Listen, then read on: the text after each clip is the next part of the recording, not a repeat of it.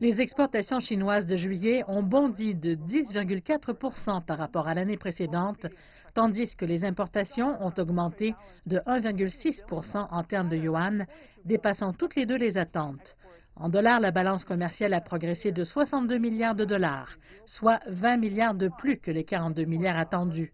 Les exportations ont augmenté de 7,2% sur un an, battant les prévisions d'une baisse de 0,2%. Les importations ont cependant chuté de 1,4% par rapport à il y a un an et face à l'augmentation de 1% prévue par un sondage Reuters. Cela par rapport à une augmentation de 0,5% des exportations et de 2,7% des importations au mois de juin. Les fonctionnaires des douanes attribuent ces chiffres élevés au contrôle généralisé de la pandémie à travers le pays.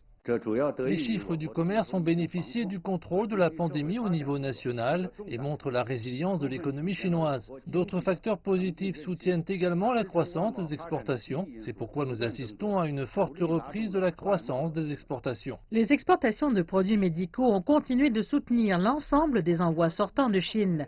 L'augmentation de la demande d'électronique, de meubles et d'autres produits ménagers, les gens étant toujours coincés chez eux dans de nombreuses régions du monde, a aussi contribué à la croissance des exportations chinoises. L'économiste Jeremy Stevens de Standard Advisory en Chine affirme que les exportations chinoises devraient rester positives dans les mois à venir. Ceci alors que le secteur manufacturier du pays affiche une croissance soutenue et qu'il produit pour la demande extérieure.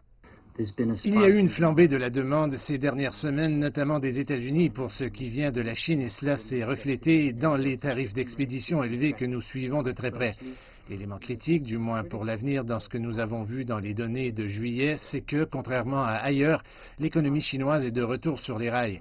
Son secteur manufacturier est de retour et prend des commandes, donc tout compte fait, les données renforcent certainement l'idée que l'économie chinoise se redresse et qu'elle fait preuve d'un certain degré de flexibilité et de force et qu'elle continuera probablement à surpasser la plupart des autres économies cette année et probablement l'année prochaine.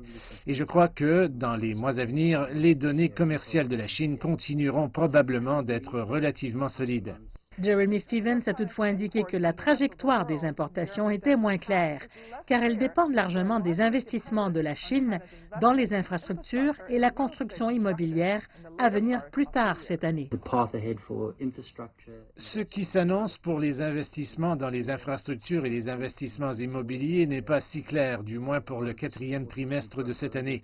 Une grande part a été faite en amont, ce qui fait que la Banque centrale commence à devenir plus neutre. Donc ce qui arrive aux investissements dans les infrastructures et dans l'immobilier est évidemment la composante critique de la demande en termes de matières premières en provenance du reste du monde et donc ce qui va suivre est un peu moins clair. Dans leur ensemble, pour les 7 premiers mois de l'année, les exportations libellées en yuan ont baissé de 0,9%, tandis que les importations ont chuté de 2,6%.